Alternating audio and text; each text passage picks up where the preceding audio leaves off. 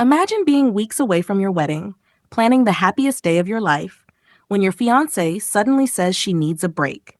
Not because she's confused, but because she wants to revisit her past with her ex. That's exactly what happened to me, and the way I ended it left her shattered in front of everyone.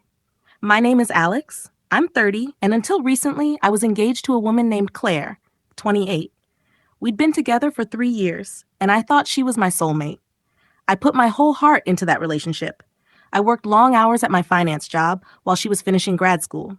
I paid for trips, supported her dreams, even helped her land her first big job. When I proposed, she cried, said yes, and told me I made her feel safe and loved. For a while, it was perfect. We started planning our wedding.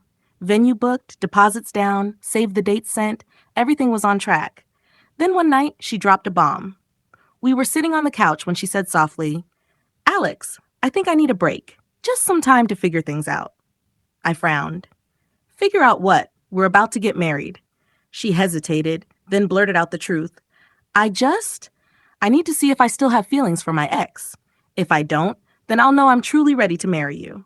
I sat there, stunned. My fiancé wanted to test drive her old relationship before committing to me. I asked, "So you want me to sit here waiting like a backup plan while you check if the grass is greener?" She looked guilty, but nodded. "I know it sounds bad, but it's just something I have to do for closure." That night, I barely slept.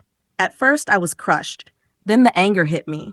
She thought she could keep me on a leash while she ran back to her ex? No way. I didn't argue. I didn't beg. I didn't even tell her what I was planning. Instead, I said calmly, "Okay, take all the time you need."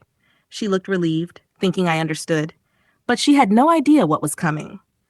The next week, while she was checking on her ex, I called the venue, the caterer, the florist, every vendor. I explained the situation and canceled everything. Most deposits came back since it was early enough. I also called all our guests and told them the wedding was off. Then I packed up her things in boxes and left them neatly stacked by the door. When she finally came back, looking smug and refreshed, she walked in and froze. "What's all this?" I handed her the ring box. "You wanted a break, Claire? Now you have a permanent one. The wedding's canceled. We're done." Her jaw dropped. "Wait, you can't just call it off? I just needed clarity." I shook my head. "No, you needed me as a safety net while you played around with your ex. I don't marry someone who treats me like an option." She burst into tears, begging me to reconsider, but it was too late. I told her my decision wasn't up for debate. She left in humiliation, and within days, the news spread among family and friends. The best part? At what would have been our wedding date, I booked myself a solo trip to Italy. While she was busy explaining to everyone why she lost her fiancé, I was sipping wine in Tuscany, free and happier than ever. Her ex? He didn't take her back. She ended up with nothing, while I moved forward with peace of mind. Sometimes the best revenge isn't loud.